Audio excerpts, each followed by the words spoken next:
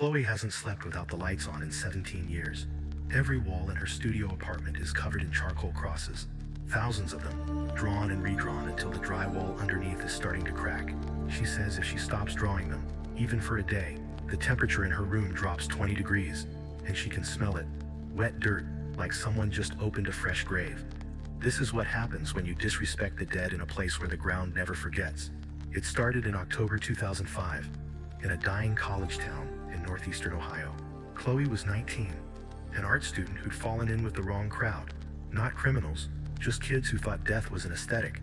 Black clothes, clove cigarettes, and a leader named Mark who collected occult books like trophies. For Mark's 21st birthday, he didn't want a bar.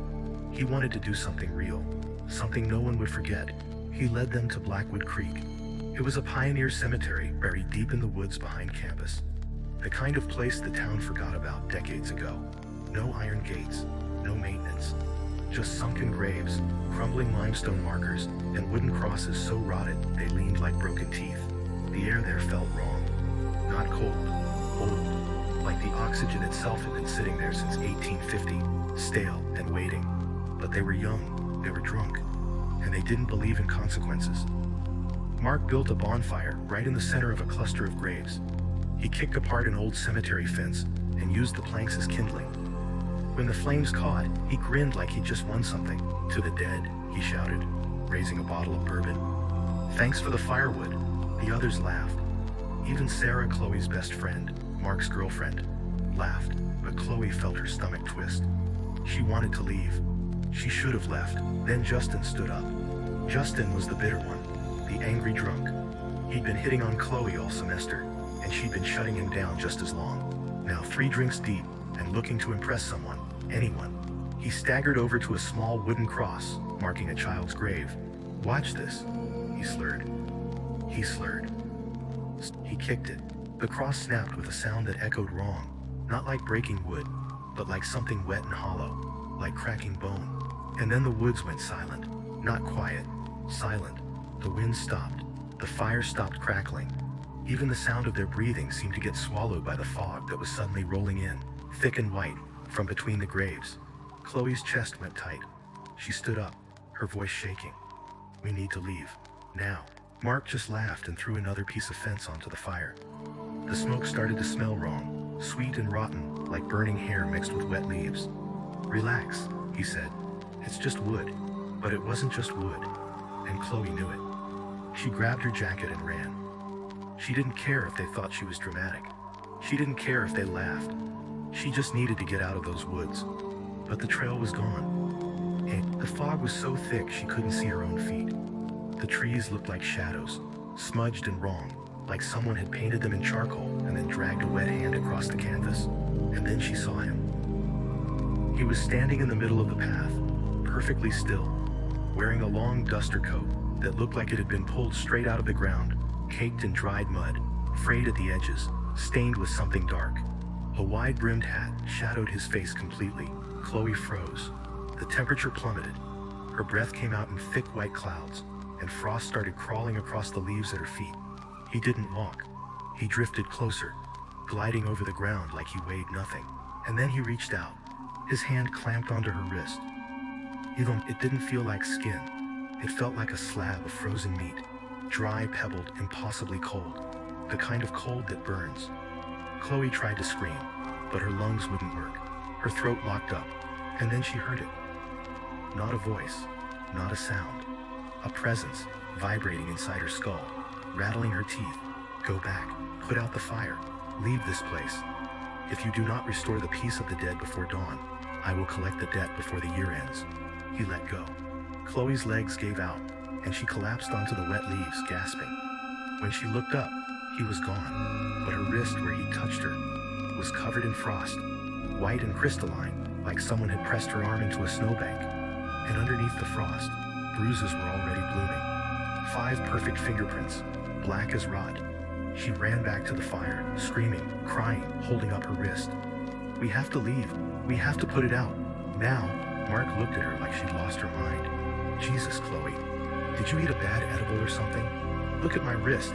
She shoved it in his face. The frost was melting now, but the bruises were clear. 5 black fingerprints sunk deep into her skin. Sarah leaned in, squinting. That's weird. Did you fall? Someone grabbed me. There was a man in the fog, and he said if we don't leave, he's going to... Justin cut her off with a harsh laugh. A man in the fog? Chloe, come on. You're messing with us. I'm not.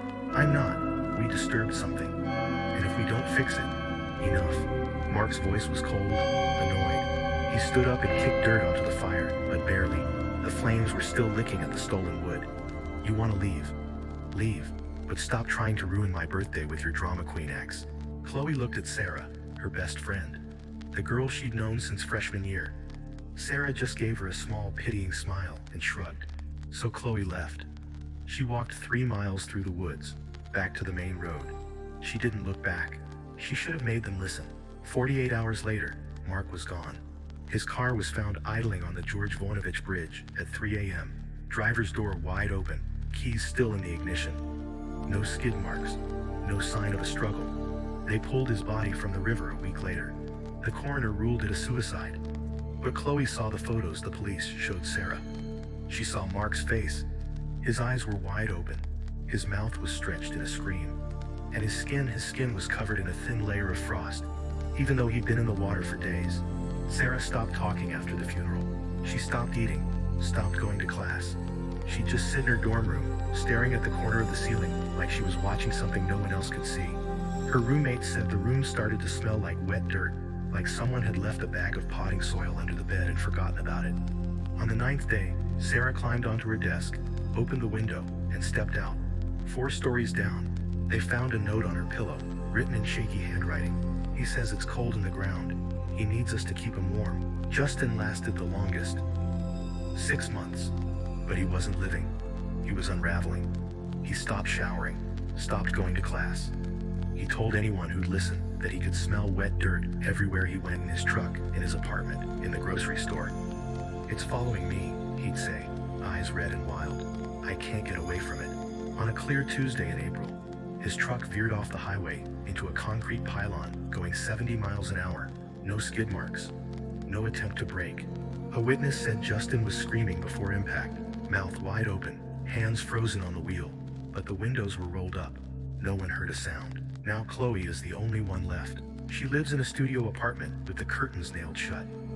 She hasn't painted a landscape in 17 years. She doesn't paint people anymore either, just crosses. Thousands of them, covering every wall, every surface, drawn in charcoal until her fingers bleed. She thinks it's a form of payment, a daily acknowledgement of the peace they disturbed. But sometimes, late at night, when she's almost asleep, the temperature drops. She feels the cold first, that bone-deep, unnatural cold that makes her breath fog even though the heater's running. And then she feels it, a dry, frozen hand brushing against her wrist. The same wrist, the same 5 fingers. She doesn't scream anymore. She just opens her eyes and starts drawing, because she knows the truth. She wasn't spared. She was just kept for last. Last week, Chloe ran out of charcoal. She ordered more online, but the shipment got delayed. For the first time in 17 years, she went to bed without drawing a single cross. She woke up at 3 a.m. to the smell of wet dirt. Her wrist was burning, frost crawling up her arm like fingers of ice. And standing at the foot of her bed, perfectly still in the darkness, was a man in a wide-brimmed hat. She couldn't see his face, but she could hear him. Not in her ears, in her skull. The dead is due. The crosses on her walls started to crack. One by one, splitting down the middle with soft, wet sounds, like breaking bone. And Chloe realized, with absolute clarity, that she'd been drawing the wrong thing all along. She hadn't been keeping him away. She'd been counting down, 1 cross for every day she had left. And tonight, she'd finally reached 0.